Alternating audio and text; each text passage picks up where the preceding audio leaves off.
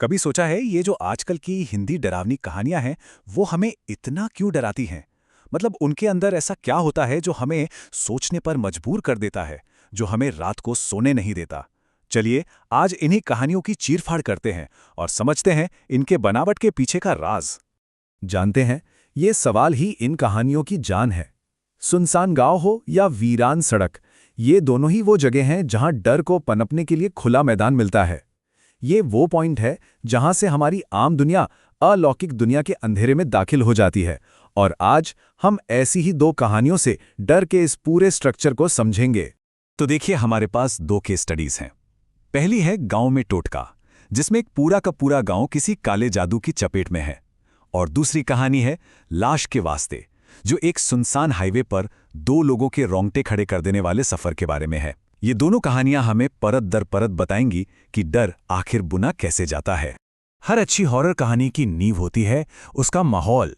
इन कहानियों में जगह सिर्फ एक बैकग्राउंड नहीं होती, नहीं, वो खुद एक किरदार बन जाती है जो हमारे मेन कैरेक्टर्स को सेफ्टी और लॉजिक की दुनिया से काटकर एकदम अलग फेंक देती है। एक तरफ है रामपुरा गांव। सोचिए, एक ऐसी जगह जहां चारों ओर बस सन्नाटा है और लोगों की आंखों में एक अजीब सा डर दिखता है। और दूसरी तरफ है शहर से 90 किलोमीटर दूर घने जंगल के बीच से गुजरता एक अकेला हाईवे। दोनों जगहों में एक चीज कॉमन है, अकेलापन। और यही अकेलापन किसी भी अनहोनी के लिए परफेक्ट स्टेज तैयार करता है। तो माहौल तो बन गया। अब बारी है उस चिंगारी की जो डर की आग लगाती है। इन कहानियों में डर किसी खास घटना से शुरू होता है और ये घटनाएं अक्सर हमारी संस्कृति की गहरी जड़ों से जुड़ी होती हैं, जैसे कोई श्राप या फिर कोई अशुभ समय। पहली कहानी का विलन है टोटका। अब ये सिर्फ कोई वहम नहीं है, नहीं, ये एक सोची समझी साजिश है।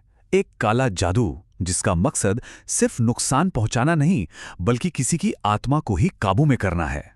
और कहानी में जब गांव वाले ये बात कहते हैं ना, तो डर की असली गहराई समझ आती है। उन्हें पता है कि ये कोई मामूली बीमारी नहीं है, ये एक ऐसी ताकत है जो किसी की जान ले सकती है, उसकी आत्मा तक को छीन सकती है। अच्छा, अब दूसरी कहानी में खतरा थोड़ा अलग है। यहाँ कोई जादू टोना नहीं कर रहा, बल्कि यहाँ तो खुद वक्त ही खराब चल रहा है। ये है पंचक काल। ज्योतिष के हिसाब से ये वो 5 दिन होते हैं जब एक मौत अपने पीछे 4 और मौतें लाती है। मतलब बदकिस्मती का एक ऐसा चक्कर जो रुकने का नाम ही नहीं लेता। और इसी पंचक काल ने कहानी की पूरी नींव रखी। इसकी वजह से एक हंसता खेलता परिवार खत्म हो जाता है और बचता है तो सिर्फ एक अकेला बेबस बूढ़ा आदमी।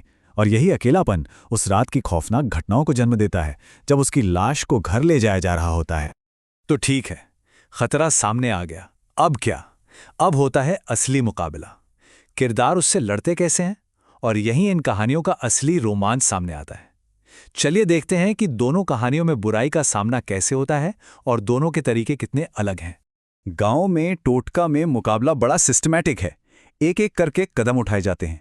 पहले गांव वाले शक के आधार पर दोषी तक पहुंचते हैं, फिर श्राप का सबूत ढूंढते हैं और आखिर में पंडित जी मंत्रों और गंगाजल की ताकत से उस काले जादू का तोड़ करते हैं। यहां एक प्रॉपर प्लान है। लेकिन लाश के वास्ते में, अरे यहां तो कोई प्लान ही नहीं है। यहां तो बस जान बचाकर भागना है। कहानी के हीरो एक भूतिया घर में फंस जाते हैं। लाश जिंदा हो जाती है और पूरा घर ही उनका दुश्मन बन जाता है। ये बचने के लिए एक बेचैन करने वाली अफरा तफरी से भरी लड़ाई है।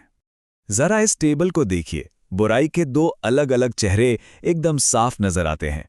एक तरफ जगनी है जो एक इंसान है और बदला लेने के लिए टोटके का सहारा ले रही है।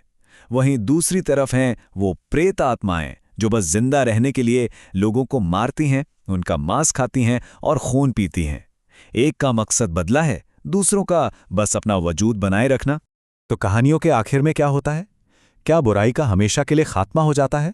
इन किस्सों में अक्सर ऐसा नहीं होता। यहां बचना भी एक कीमत पर मिलता है और खतरा कभी भी पूरी तरह खत्म नहीं होता। गांव में टोटका के अंत में पंडित जी की ये चेतावनी ये सब कुछ बता देती है। मतलब जगनी तो मर गई, लेकिन उसके किए का असर, वो बुरा साया, इतनी जल्दी नहीं जाने वाला। जीत तो मिली, पर एक डर हमेशा के लिए पीछे छूट गया।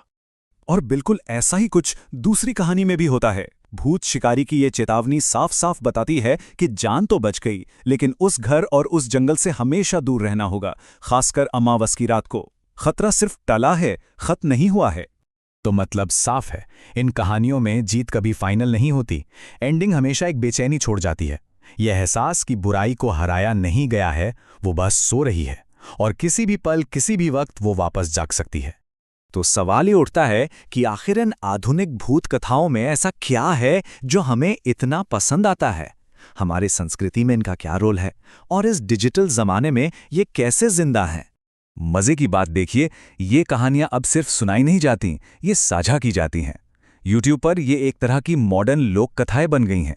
ये एक इंटरैक्टिव चीज है जहां कहानी सुनाने वाले और सुनने वाले के बीच की लाइन मिट जाती है, और हर कोई इस डर की विरासत का हिस्सा बन जाता है। और आखिर में यही सवाल बचता है, हम अंधेरे की इन कहानियों की तरफ इतने क्यों खींचते हैं? शायद इसलिए कि हमारे उन अनजाने डरों को एक चेहरा देती हैं, या शायद इसलिए कि अंधेरे में झांकने का रोमांच ही कुछ और होता है। इस पर सोचिएगा जरूर।